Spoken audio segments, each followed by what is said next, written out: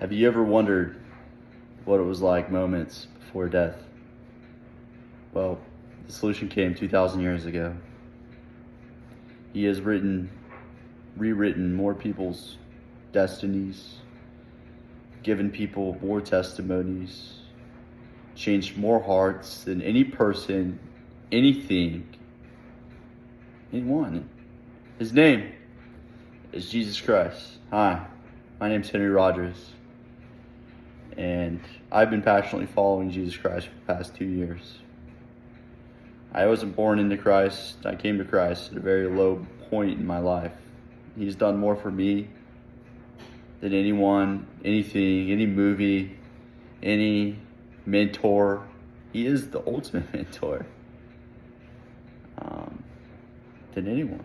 And today I wanted to talk about how he is changing lives in war-torn environments.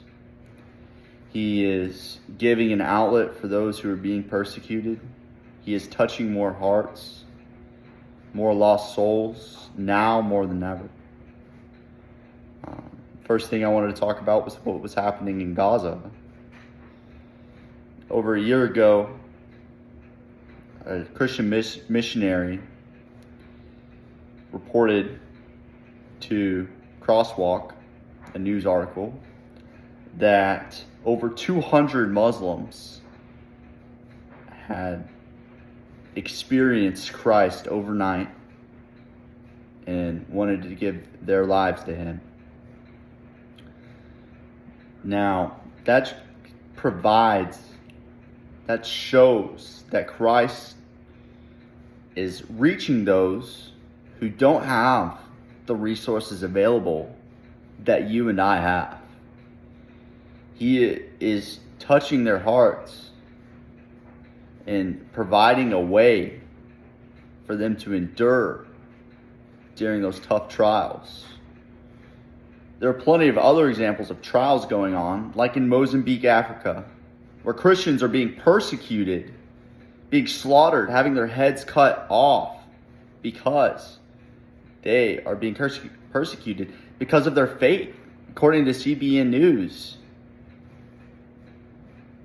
over 50 Africans have been being decapitated by oppressors because of their faith in Jesus Christ. And those in Africa are still living out their faith, still chasing after Christ while being persecuted, because they know that He is the way, the truth, and the life.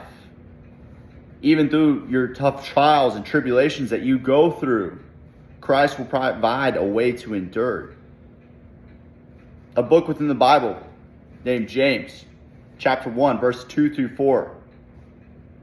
It says, "To consider it pure joy, my brothers and sisters, whenever you face trials of many kinds, because you know that the testing of your faith produces perseverance. Let perseverance finish its work, so that you may be mature and complete, not lacking anything."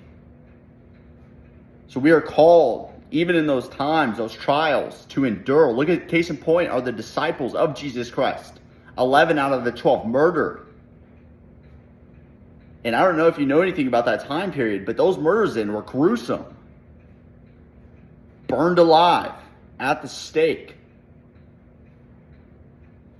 Covered in oil, burned, maimed,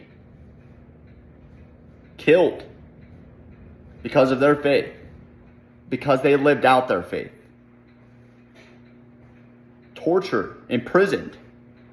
And now we have the time period. We're in the time period now where we are able to live out our faith in Christ. And if you're going through those tough times, you're going through those dark times, Christ provides a way to endure whatever sadness, sorrow, anger you have inside of your heart. If you are being persecuted for who you are, He provides a way to endure it, to get through it. The Apostle Paul says to live is to die is to gain. To live is to die, and to die is to gain. That is how he lived his life. That is how I want to live my life. That is hopefully changes your heart, and one day you'll be able to live your life in the same way if you are not already are. So today I'm just glad we were able to discuss what Jesus Christ has done in my life, how he is impacting those who are in war-torn environments, and what he's doing in places where those who are following him are being persecuted. Because in all reality, you could be like, why is somebody who's following Christ being persecuted in the first place? Why is there bad? Well, with good, there's always bad. With hot, there's always cold. There's always opposition. Light, the absence of light is darkness. If everything was good, if everything was right in life, then you wouldn't know you needed a God. So, thank you.